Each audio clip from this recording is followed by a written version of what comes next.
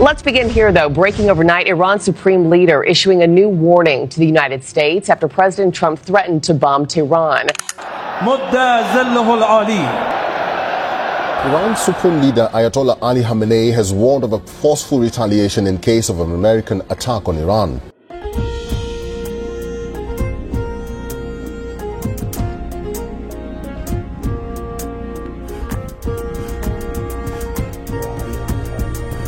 President Donald Trump ኢራንን ካልደበደብኩ ብለው ያዙ ይልቀቁኝ እያሉ ነው። ኢራን በበኩሏ ልብ አድርጉልኝ በኋላ ወርደት እንዳይከተል ስትል አጸፋዊ ማስጠንቀቂያ ሰጥታለች። በመግቢያችን ላይ ተከታተላችሁት ከዚሁ ጋር የተያያዘው ነው ይዘናል። ውድ የፈታ ቤተሰቦች የከበረ ሰላምታችን በእያላችሁበት ይድረሳችሁ። ለተሰኙ የምሽት መረጃዎችን እንሆ ብለናል። እንደተለመደው መረጃውን በቅድሚያ በማስተዋወቅ እንጀምር። ኢትዮጵያና ኤርትራ አንዱ ሀገር በሌላ ጣልቃ የመግባት ሁኔታ እየታየባቸው ነው። መፍትሄዎች ከወዲሁ መፈላለግ አለባቸው የሚል አንድ መረጃ ከሰሞኑ ወጥቷል።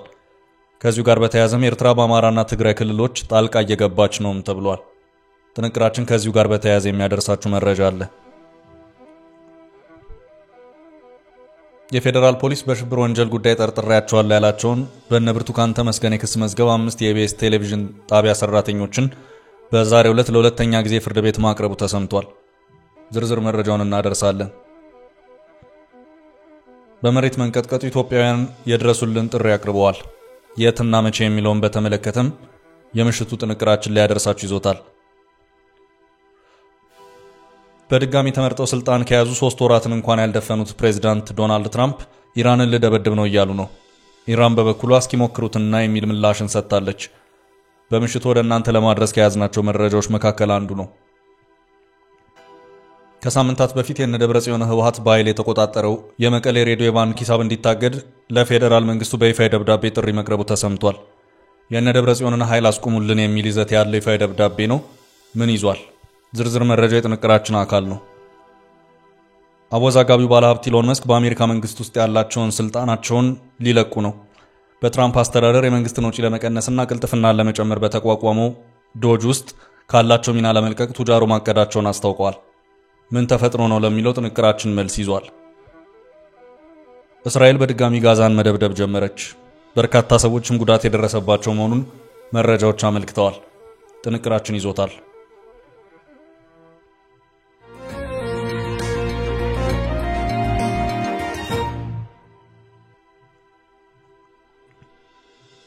እስከ ፍጻሜ አብራችሁን ቆዩ።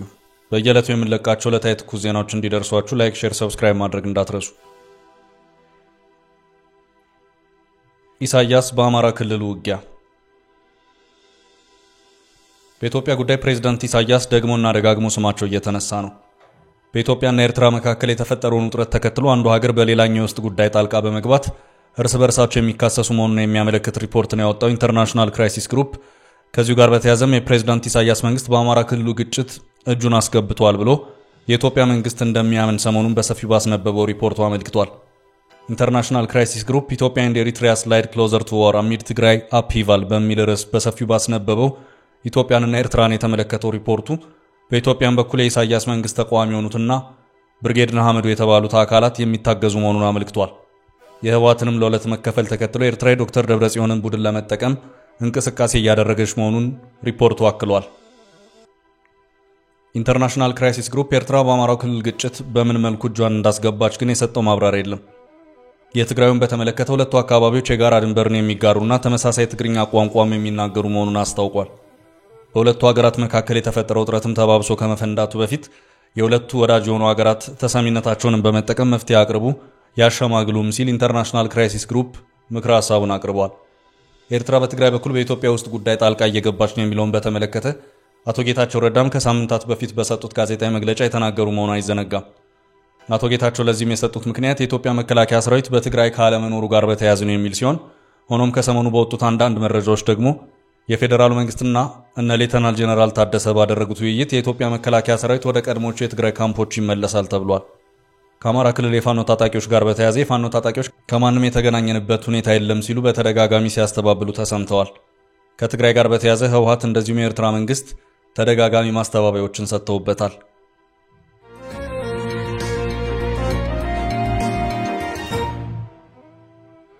በቀጣይ መረጃ ስለነ ብርቱካንና ጋዜጠኞች የተሰማው የፌደራል ፖሊስ በሽብር ወንጀል ጉዳይ ጠርጥሬያቸዋለሁ ያላቸውን በነ ብርቱካን ተመስገን የክስ መዝገብ 5 የኢቢኤስ ቴሌቪዥን ጣቢያ ሰራተኞችን በዛሬው ዕለት ለሁለተኛ ጊዜ ፍርድ ቤት ማቅረቡ ተሰምቷል።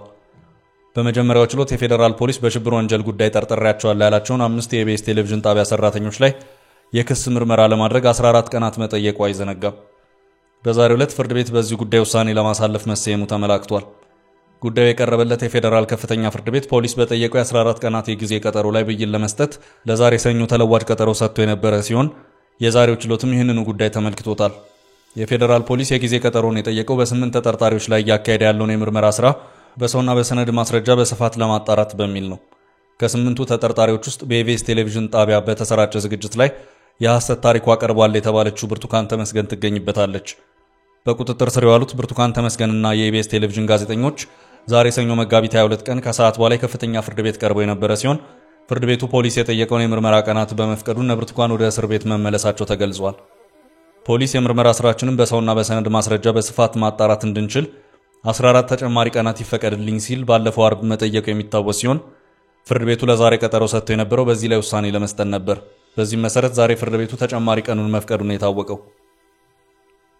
በቀጣይ መረጃ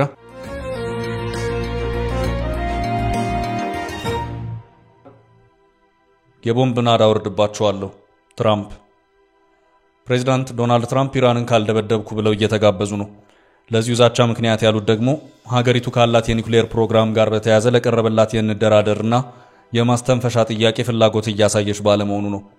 ትራምፕ ከዚሁ ጋር በተያያዘ ከቀናት በፊት ለኢራን ደብዳቤ ላኩ ሲሆን እንደ ሮይተርስ ዘገባ ከሆነ ትራምፕ በዚሁ ለኢራን መሪዎች በላኩት ደብዳቤም ሀገሪቱ በተቀመጠላት የ2 ወር ጊዜ ውስጥ ወደ ንግግር የማትገባ ከሆነ የሚከተላት የቦምብ ናዳ ነው ሲሉ ማስታወቃቸውን ሮይተርስ የዜና ወኪል ባሰራጨው ዘገባ አመልክቷል። ለዚሁ የፕሬዝዳንት ዶናልድ ትራምፕ ዛቻ ምላሽ የሰጡት የኢራኑ መንፈሳዊ መሪ አያቶላ ሆሚኒ አሜሪካ ወደ እንደዚህ አይነት ጀብደኝነት ተግባር የምትገባ ከሆነ የሚከተላት ጥፋት ነው ሲሉ አስጠንቅቀዋል።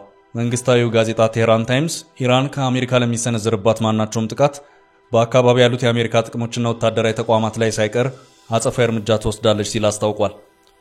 ፕሬዝዳንት ትራምፕ ኢራንን በደብዳቤ ማስጠንቀቃቸውንም ተከትሎ ኢራን ሚሳይሎቿን በከርሰ ምድር ውስጥ ያስቀመጠች መሆኗንም ከሰሞኑ ለጥቂት ሰከንዶች በለቀቀችው ተንቀሳቃሽ ምስል አሳይታለች። ፕሬዝዳንት ትራምፕ በሀገራት የአሜሪካ ገቢ ምርቶች ላይ እየጣሉ ባሉት ታሪፍ የዓለም ኢኮኖሚ የመንሸራተት ሁኔታ እየታየበት ሲሆን በዚህ ሂደት ውስጥ ከኢራን ጋር ወደ ወታደራዊ ግብግብ ውስጥ የሚገቡ ከሆነ ነዳጅን ጨምሮ በርካታ ምርቶች ዋጋቸው የሚተኮስ መሆኑን በማመልከት ኢኮኖሚስቶች እያስጠነቀቁ ይገኛሉ። ሆኖም ትራምፕ የ2 ወራት ጊዜን ሰጥቻለሁ፣ ይሄው ጊዜ ሳያልቅ ተጠቀሙት፣ ይሄ ጊዜ ገደብ ካበቃ ግን የሚከተላችሁ ከሰማይ የሚዘንብ ቦምብ መሆኑን ወቁት ሲሉ አስጠንቅቀዋል። Let's begin here, though. Breaking overnight, Iran's supreme leader issuing a new warning to the United States after President Trump threatened to bomb Tehran. Iran's supreme leader Ayatollah Ali Khamenei has warned of a forceful retaliation in case of an American attack on Iran.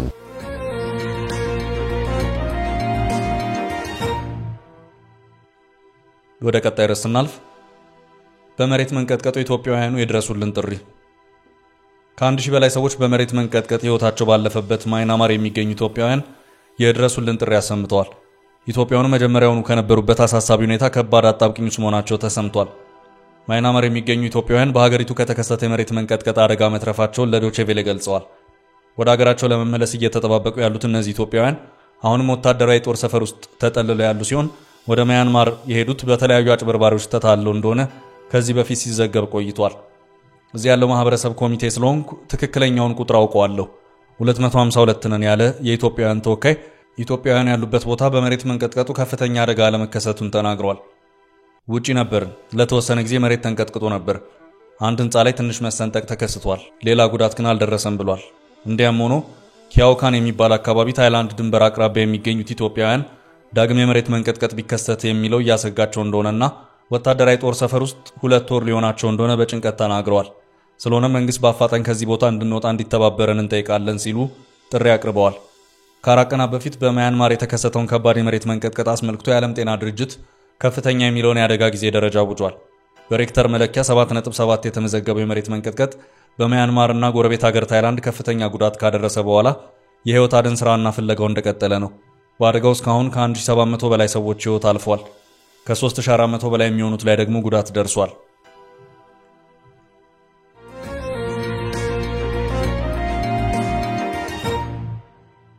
ወደ ቀጣይ መረጃ አለፍ። ከመቀሌ ለፌደራል መንግስቱ የተላከው ጥብቅ ደብዳቤ። ከሳምንታት በፊት የደብረጽዮን ህወሓት በኃይል የተቆጣጠረው የመቀሌ ሬዲዮ የባንክ ሂሳብ እንዲታገድ ጥሪ ቀርበዋል።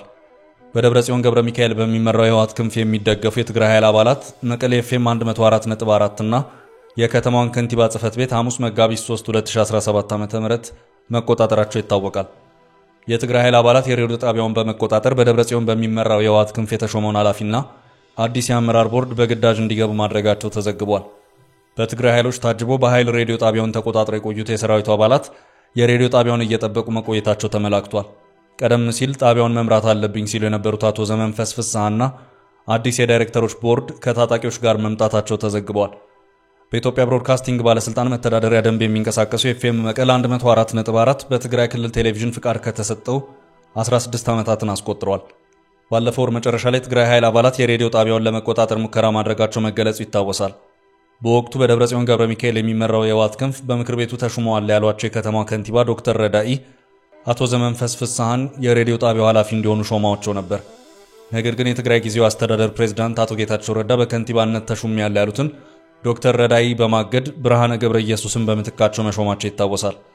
በመሆኑም የትግራይ ኃይል አባላት የሬዲዮ ጣቢያውን ለመቆጣጠር ያደረጉት ሙከራ ሳይሳካ ቀርቶ ነበር። አሁን ላይ ይሄው ሬዲዮ ጣቢያ ሂሳብ አካውንት በፌደራል መንግስቱ የግድ ደብዳቤ የተላለፈበት ሲሆን ይህን ተከትሎም ሬዲዮ ጣቢያው ግዱ እንዲነሳለት ጠይቋል። የመንግስት ገንዘብ እንዳይባክን አካውንት እንዲታገድልን ስለመጠየቅ ይመለከታል ሲል ጣቢያው ለፌደራል መንግስቱ በጻፈው ይፋዊ ደብዳቤ አመልክቷል። በርዕሰ ጉዳዩ እንደተገለጸው በትግራይ ክልል በመቀለ ከተማ የሚገኘው በፌደራል ብሮድካስት ኤጀንሲ የተመዘገበና ለፌደራል ህጋዊ ግብር ክፍያ የሚፈጽም 104.4 ኤፍኤም መቀለ ሬዲዮ ጣቢያ ታጣቂ ኃይሎች በኃይል በመግባት ተቆጣጥረውታል። ከዚህም አልፎ የሥራ አስኪያጁ የጠረጴዛ ድሮወር በመሳብ ማህተምና የድርጅቱን ንግድ ፍቃድ በኃይል ለመውሰድ ባደረጉት ሙከራ የድርጅቱ ማህተም ንግድ ፍቃድና ቲን ነምበር ማግኘት ስላልቻሉ እስካሁን ድረስ ምንም ማድረግ ሳይችሉ ቆይተዋል።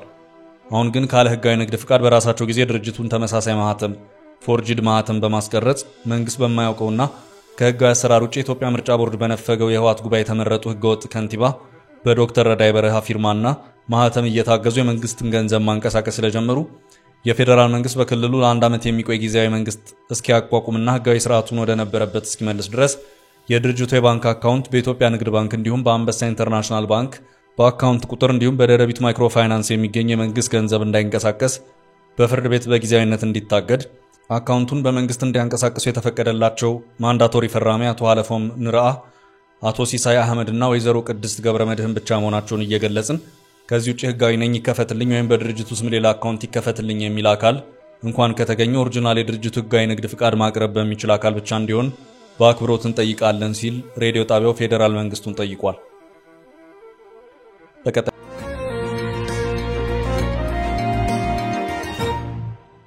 መረጃ 10,000 ስደተኞች ወደ ኢትዮጵያ ገቡ።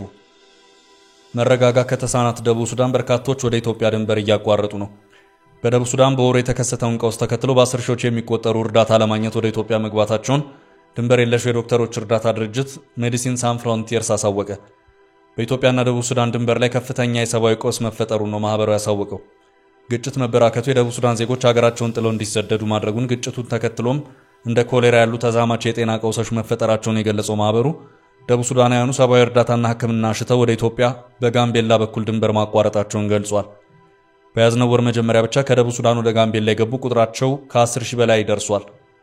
በየቀኑ የሚሰደደውና ድንበር የሚያቋርጠው ስደተኛም መበራከቱን የተገለጸው እነዚህ የጎረቤት ስደተኞች በአሳሳቢ የጤና ሁኔታ ላይ መሆናቸውን፣ በግጭቱ በህይወታቸው ላይ ደህንነት ስጋት እንደተጋረጠባቸው እንዲሁም የሕክምና እርዳታ በእጅጉ የሚፈልጉ መሆናቸውም ተገልጿል። በድንበሩ በሁለቱም በኩል ችግር እንዳለ ነው የዶክተሮች ማህበሩ የገለጸው። በደቡብ ሱዳን በተለይ በያዝነው ወር መጀመሪያ በላይኛው ናይል ግዛት በመንግስትና ታጣቂ ኃይሎች መካከል የተደረገው ግጭት መፈናቀሉን የፈጠረ ሆኗል።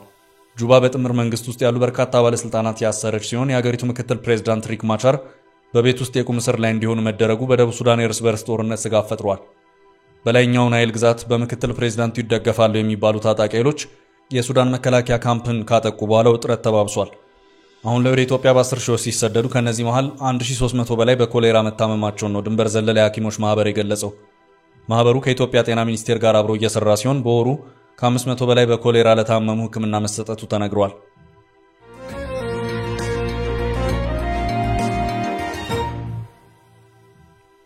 በቀጣይ ርዕሳችን ኢሎን መስክ በአሜሪካ መንግስት ውስጥ ያላቸውን ስልጣን ሊለቁ ነው።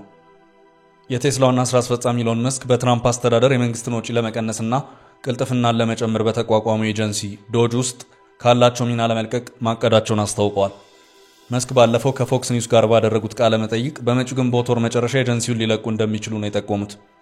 የመንግስት በጀት ጉድለቱን በዚህ ጊዜ ማዕቀፍ ውስጥ በ$1 ትሪሊየን ለመቀነስ የሚያስፈልገውን አብዛኛውን ስራ እናከናውናለን ብዬ አስባለሁ ብለዋል ቢሊዮነሩ። መስክ ይህን የተናገሩት ቴስላ በአገር አቀፍ ደረጃ ተቃውሞ ባጋጠመውና የአክሲዮን ዋጋው በእጅጉ እያሽቆለቆለ ባለበት ወቅት ነው። አሜሪካውያን ተቃዋሚዎች መስክ በዶናልድ ትራምፕ አስተዳደር ውስጥ ባላቸው ሚና ቁጣ ማሳደራቸው ከዛም አልፎ የቴስላ መኪኖችና የመኪናው ሽያጭ ኤጀንሲዎች ላይ በርካታ ጥቃቶችና ውድመቶችን እያደረሱ መሆኑ ይታወቃል። ቱጃሩ የአሜሪካ መንግስት ወጪም በ15% ለመቀነስ ሲሰሩ የነበረ ሲሆን $1 ትሪሊየን አድናለሁ ብለው ነበር። አሁን ላይ ከእቅዳቸው ምን ያህሉን እንዳሳኩ ግልጽ ባይሆንም 3% የአሜሪካ ፌዴራል መንግስት ሰራተኞችን መቀነሳቸው እንደ USAID ያሉ ተቋማትን ማፍረሳቸው ይታወሳል። ኢሎን መስክ በህዝብ ሳይመረጡና በፕሬዝዳንቱ ተሹመውም ሹመታቸውን እንደማንኛውም የካቢኔ አባል ምክር ቤት ያላጸደቀላቸው መሆኑ በዲሞክራቶች ዘንድ ከፍተኛ ቁጣ ፈጥሯል። በተለይ ንብረትነቱ የቢሊዮነሩ ኢሎን መስክ የሆነው ቴስላ የኤሌክትሪክ ተሽከርካሪ አምራች ኩባንያ በየቀኑ ከባድ ኪሳራን ሲያስተናግድ ተስተውሏል። ተሽከርካሪዎቹ በተለይ በአውሮፓና በካናዳ ሊነዱ አልቻሉ። እነዚህን ተሽከርካሪዎች የሚነዱ ሰዎች ጥቃት እየደረሰባቸው በመሆኑ የቴስላ አስመጪ መደብሮች ሳይቀሩ የቃጠሎ አደጋ ሆነ ተብሎ እየደረሰባቸው መሆኑ አሽከርካሪዎች ቴስላ የሚለው ባጅ በሌላ ተሽከርካሪ ብራንድ አስቀይረው ለመንዳት እስከመገደድ ደርሰዋል። በቴስላ ተሽከርካሪ ላይ የተቀሰቀሰው ቁጣ ዓለም አቀፍ እየሆነም ታይቷል። ቴስላ ተሽከርካሪ በጀርመን በጥር ወር የ60% የሽያጭ መውረድ ሲያጋጥመው በቀጣዩ የካቲት ወር ይሄው የገበያ ውድቀት ወደ 75% አድጓል። በቻይና 49% የሽያጭ መቀነስ አጋጥሟል። ገዢዎች ቴስላ ተሽከርካሪን ከመግዛት ይልቅ ያላቸውም ግዙን እያሉ መሆኑም ሲዘገብ ነበር። ኢሎን መስክ በቴስላ ተሽከርካሪው በኩል ከባድ ፈተና የገጠመው ሲሆን ፕሬዚዳንት ትራምፕ በግላቸው ድጋፍ ለማድረግ የቴስላ መኪናን ሲሸምቱ አሳይተዋል። የነጩ ቤተ መንግስት ባለስልጣናትም ወደ ሚዲያ እየቀረቡ ቴስላን ግዙ ቢሉም ባለሀብቱን ከመኪና ማምረቻው ኪሳራ ሊታደጉት አልቻሉ። ታዲያውን ኢሎን መስክ በነጩ ቤተ መንግስት የተሰጠውን ስልጣን እለቃለሁ ማለት የኪሳራው ጫና የፈጠረው አሊያም ቱጃሩ እንዳሉት ስራቸውን አገባደው ይሆን የሚለው ጥያቄ አሻሚ ሆኗል።